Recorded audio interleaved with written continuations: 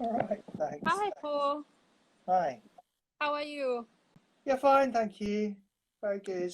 Let me move things around so that I've got the see me. Great. No, thank you so much for joining us now that term has finished. Yep. Let me introduce to our audience that this is Paul. Paul is the director of music at the Purcell School. So today we're really honored to have Paul, especially during the holiday time, to catch up with him and also to find out what he's been up to during this time, as well as what the Purcell School has been doing on their online offerings. So Paul, yes, thank you so much for joining us today. What would you Thank you. say would be the biggest challenge for you personally during this pandemic? I guess not seeing people, especially students, and not actually doing the job that I am supposed to do, which is conduct and coach and teach ensembles and program. Uh, Everything's had to be reinvented, really. Mm. And it's gone remarkably well. We've learned a lot. I think it's gone much better than any of us would have expected, but we're kind of tired now. Really needs. I think it's easy to forget what you've lost Mm. in all the big successes. Um, and there have been many successes. I think a lot of students have really valued the time. They've really valued being at home, especially overseas students and students abroad. More family time, more time with parents, more time with siblings. And actually, the lessons on Zoom or Google or whatever platform um, can be very intense and very successful, and you can concentrate on things that you don't when you're distracted by the room. Um, Yes. but as a result of all that, it's easy to forget what we've lost, which is that we haven't heard any real sounds really. So we have we don't know how loud people are playing. We don't know how wide their tone variation Mm. and colours and sort of dynamic projection is.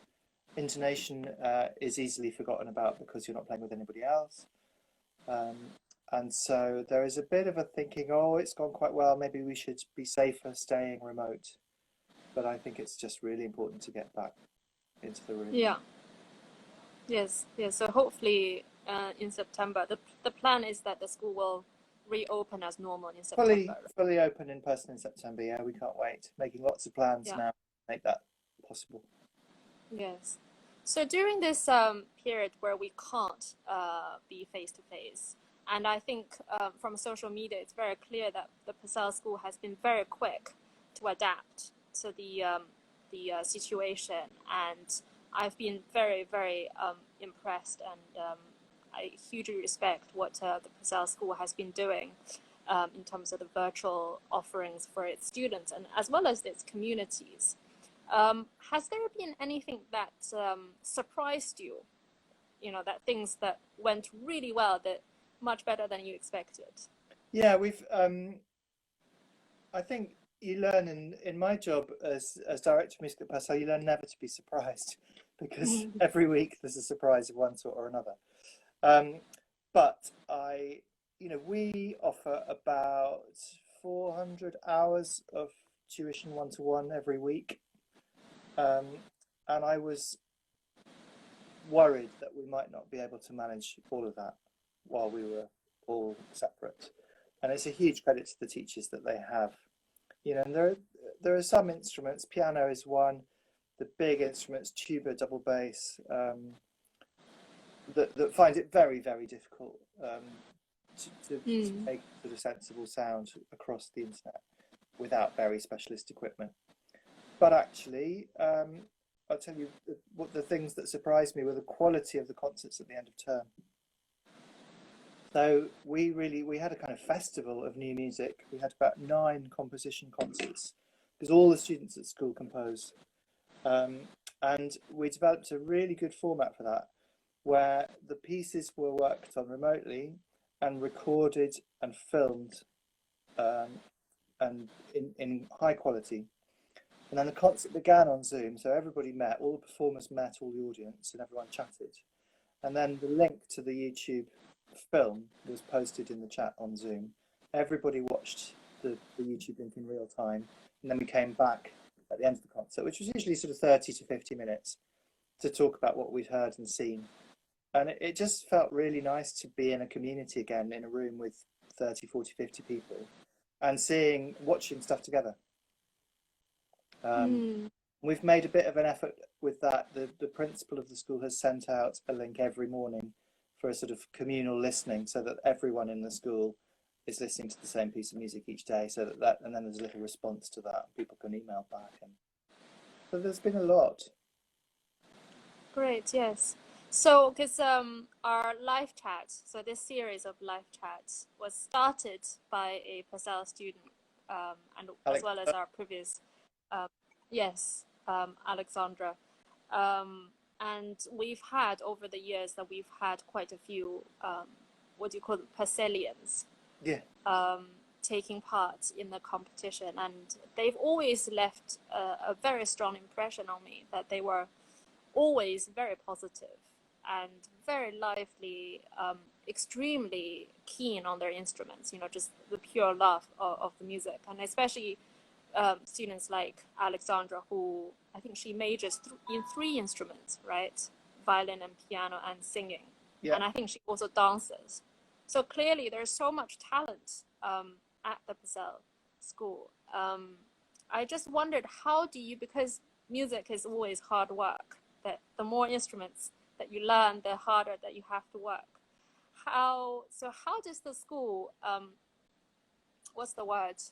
cultivate that sort of positivity, as well as that sort of relaxed positivity? How does the school do it? Well, I think we're lucky that everybody is sort of in the same boat, in that everyone is there because of their potential and their love of music, whatever they're in. And so there's a sort of shared experience there. We're lucky that it's a small enough school that we really know everybody. It's only less than 200 students, so that it's possible to really have an individual program for each person.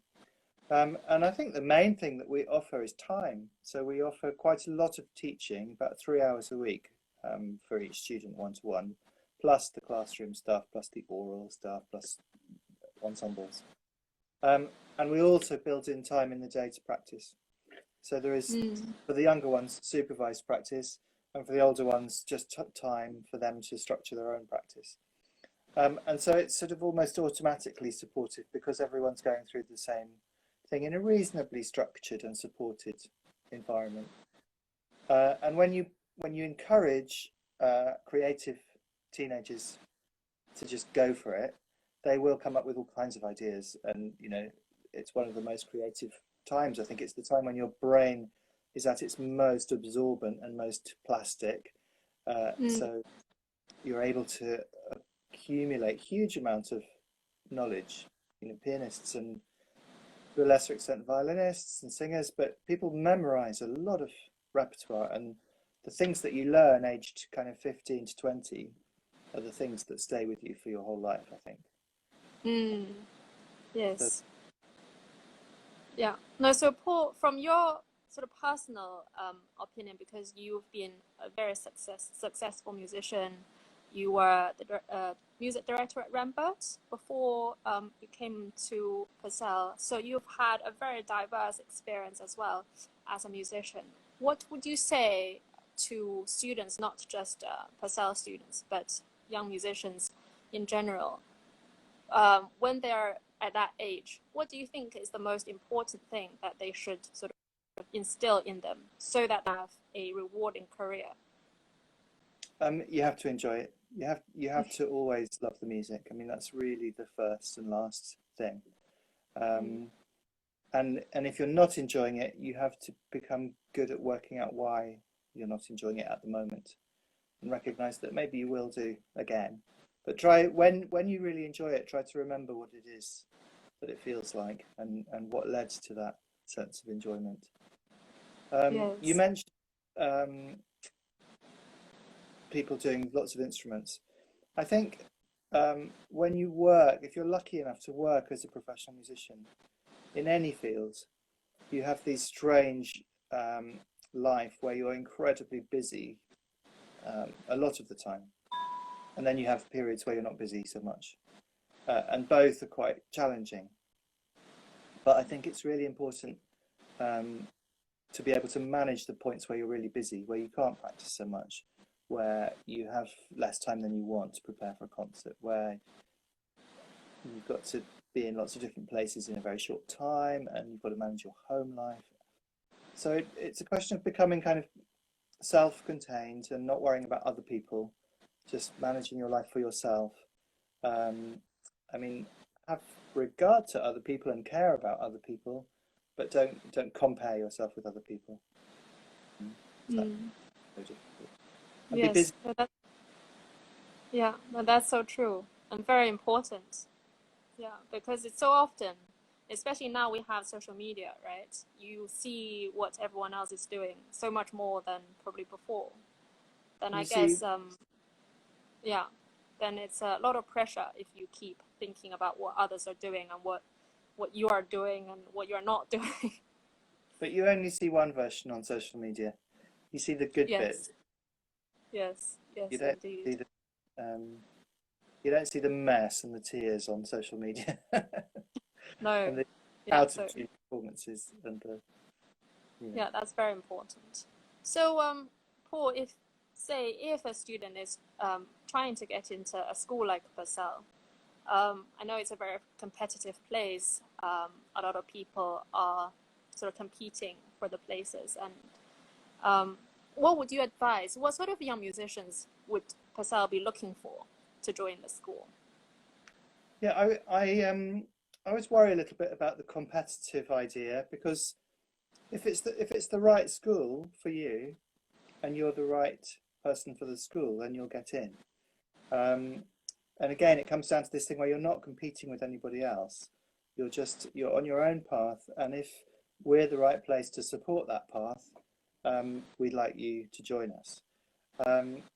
So often people say, what standard do I have to be? You know, how hard is the sight reading or the oral tests? If you're a musician that loves your instrument and you love the repertoire and you're very comfortable holding your instrument and you really like practicing and you like performing, then we see that. And that's all really interested in, because we can imagine you having a happy life as a musician, wanting to get better, getting excitement from performing, giving audiences that feeling of, oh, that person looks so comfortable with their instrument and communicates the music with such joy. If you go to a really good recital at the Wigmore Hall, you don't give them marks out of 100 and compare it with the recital the week before. You just enjoy the experience of the music. And we, as performers, we're there really to serve the composers. We're there to communicate these amazing pieces of music to an audience, because without the composer it wouldn't be there, but without us it wouldn't be played.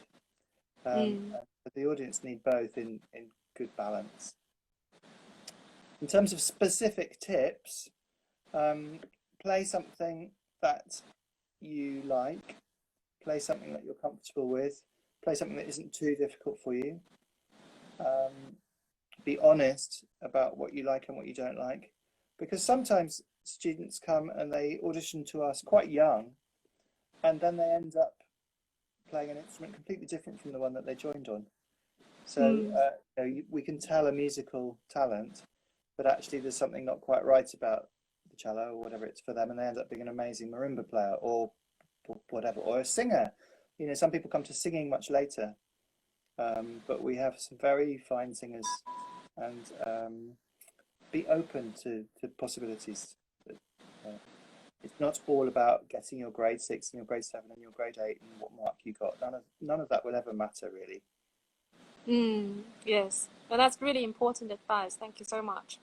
So I just wondered, because that answers a lot of questions that I sometimes get asked by parents and young musicians as well, is that, you know, if this school, how do I, you know, what level do I get so that I can get into the school? But your answer was just perfect, that if you're a good fit, then you will get in.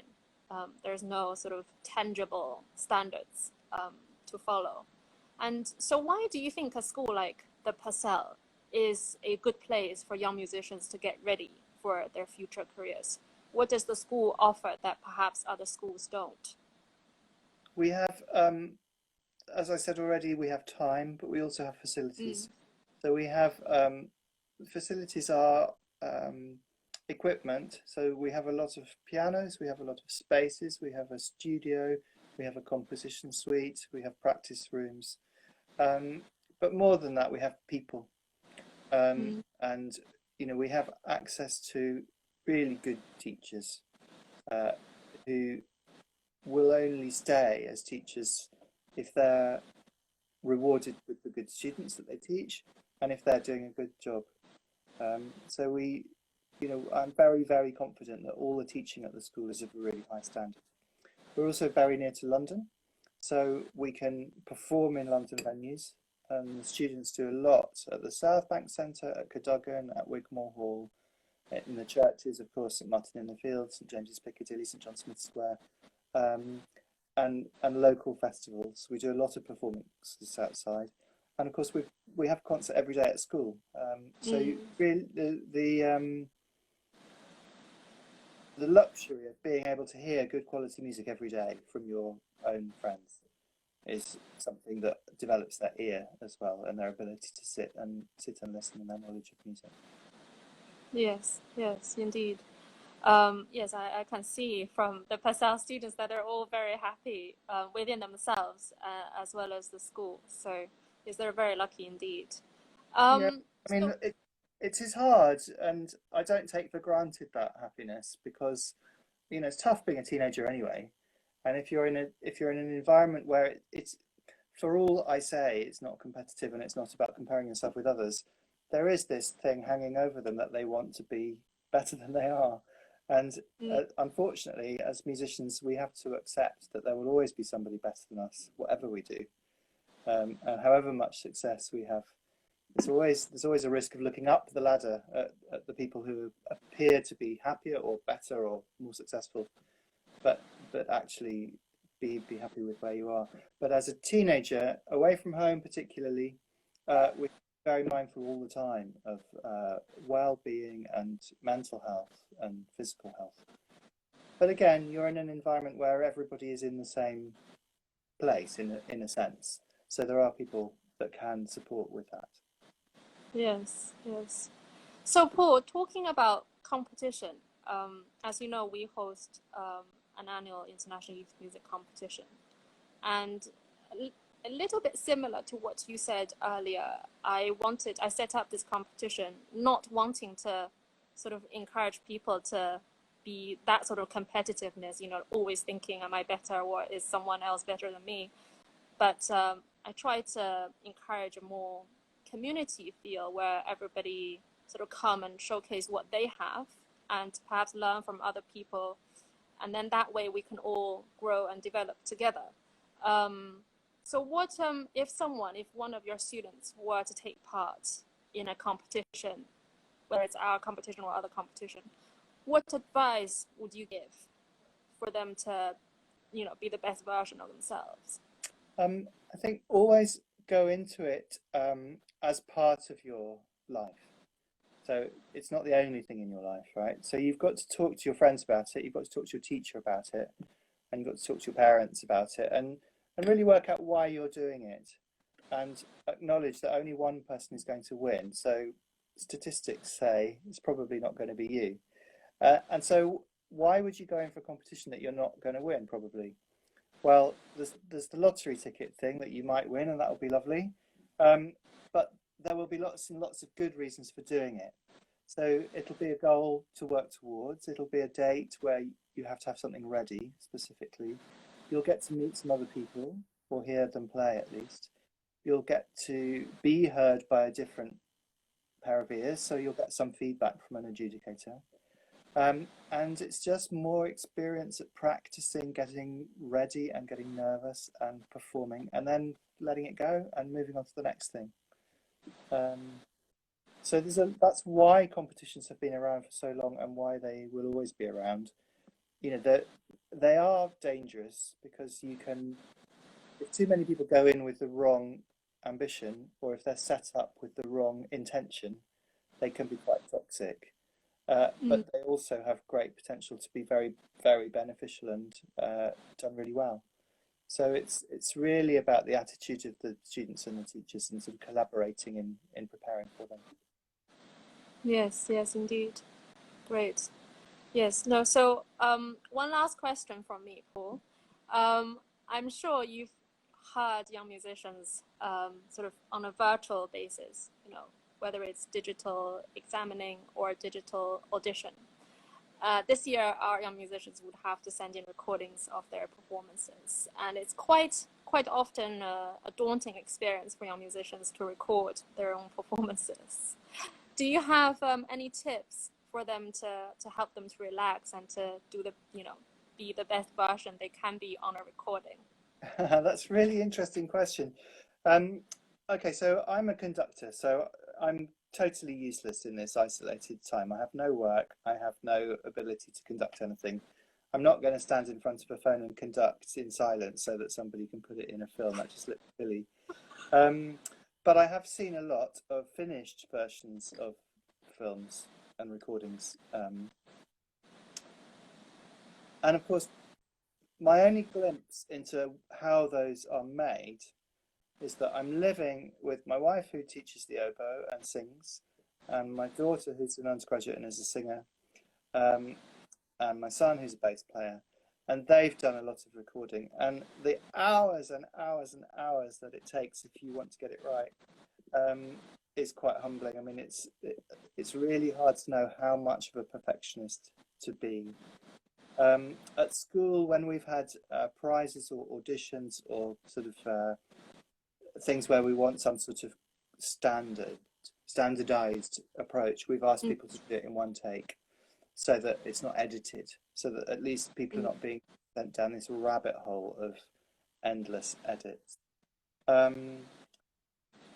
So yeah, my advice is really to just pray that it doesn't go on for too long and we can get back into doing it again, because I just think it's really hard. Having said that, I've seen a lot of really great films, and I'm amazed at how well young people have done filming this stuff. I would say that it's a skill that is worth learning, because before lockdown, I don't think we listened to ourselves enough. And I think being forced to record ourselves and look closely at how we're holding the bow, or how we're breathing, or how our fingers are on the instrument is really beneficial. And it's something we probably should have done more before. So we must hang on to all these new skills and make the most. But yes. Yeah, it's really nice to get into a room with real music and real people. Yes, yes. No, so I really look forward to when September comes and we can, hear people in real life again, and to see them and to hold them, to hug them. Yes, that would be so nice. It's just starting to come back now. There are signs, people have got dates in the diary. People are starting to sing in church, even if it's just one solo. People are starting to put on little rehearsals with small groups of people. So it's very encouraging. And we're going around the school measuring every room and working out how many people we can safely get in each room and what we can schedule in each space at what time, and making sure that our teachers can come in safely and that the students are not at risk of transmitting stuff to them. And so I'm very optimistic for the future and quite excited about it.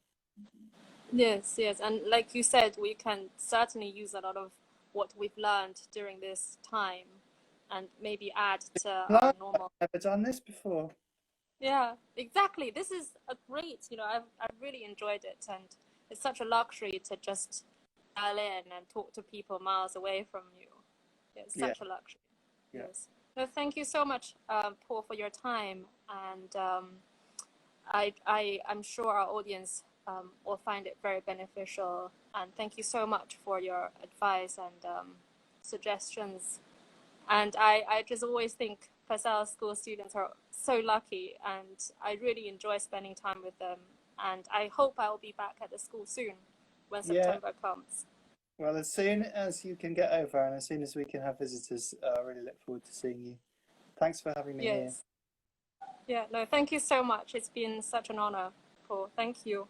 Good to see you. Thanks so much. Ah, so our audience, wise and encouraging words, Paul. Thanks. Great. Can you see this, Paul? Yeah, I can. Hi, Catherine. Yeah. Nice to Hi, see thank you you. so much, Catherine. Yes, thank you so much to everyone who's tuned in, and we'll share this on social media as well. Cool. Great. Thank you, Paul. See you. Bye. Thank you. Bye.